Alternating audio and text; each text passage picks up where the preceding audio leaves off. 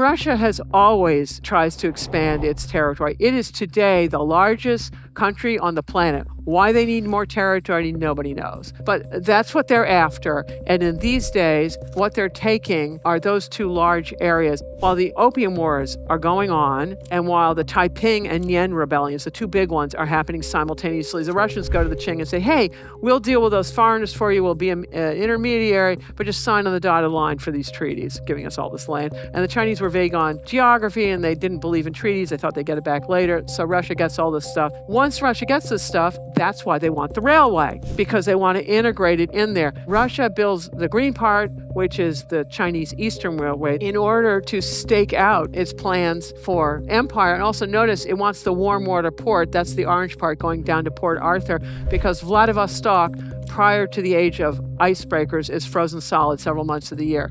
So Russia's building these railways, save on construction costs, is more direct, going straight across Manchuria, contain Japan, stake out its claim to Manchuria. The Japanese get it, right? They see this coming and they don't like it. In addition, what's going on, the Chinese don't particularly like all the imperialists messing with their country. And so the Boxers is another rebellion. And these folks want all Westerners out of China, and they want to kill any stragglers. They're all over China. They go into Manchuria, and the Russians send 100,000 troops, far more than any of the European powers or even Japan sends to the rest of China to defeat the Boxers, which they do. And then the other Westerners in Japan remove their troops. Russia doesn't. And this is the thing that gets Japan's attention, because Russia's got 100,000 troops in Manchuria that won't leave.